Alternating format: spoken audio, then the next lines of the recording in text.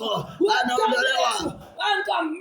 Usiku wa leo aliyekamata afya yako anaondolewa. Usiku wa leo aliyekamata familia yako anaondolewa. Usiku wa leo aliyekamata uchumi wako, Baba amesema nitarejesha afya yake na kumwongezea wingi wa amani.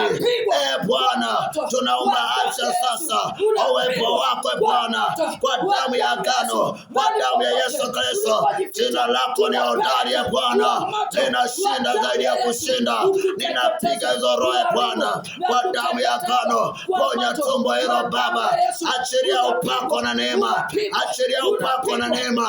Kila maroho yanashambuliwa, kila falme zinang'olewa, kila ufalme unaharibiwa kwa damu ya Yesu, kwa damu ya agano. Kila roho ambayo iko kati yako inaharibiwa sasa kwa damu ya Yesu, kwa jina la Yesu aliye hai. Sema Bwana Yesu, tunaileta redio hii na wadhaifu wote wanaosikiliza redio hii kwenye nyumba zao, walio na mateso wanafunguliwa leo kwa jina la Yesu.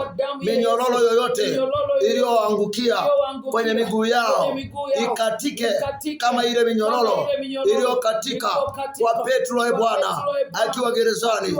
Minyororo yoyote iliyowafungwa kwenye magereza ya chumba cha ndani, huko kwenye hicho chumba milango yote inavunjika, wanatoka Bwana kwenye vyupa walivyowekwa, kwenye vibuyu walivyowekwa, kwenye milima walimowekwa, kwenye chupa walimowekwa. Leo wanatoka kwa damu ya Yesu.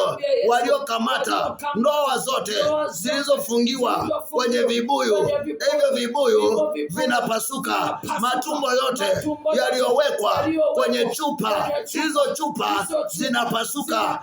Ajira za watu zilizofunikwa kwenye chupa, hizo chupa zinapasuka kwa damu ya Yesu, kwa damu ya Yesu.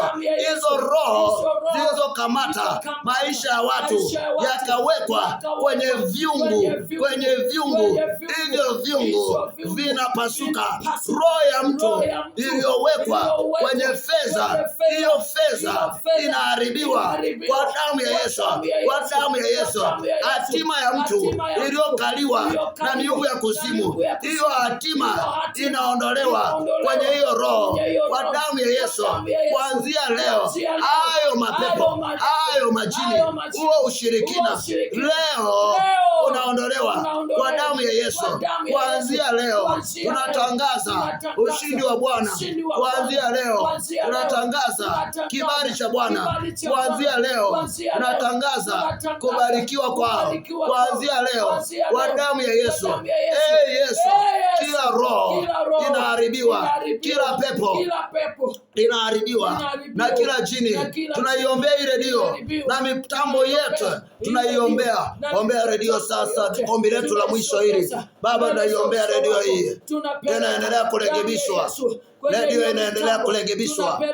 Baba, ninaomba neema yako juu ya watu waliotoa sadaka na dhabihu juu ya hii redio, wakabarikiwe sasa.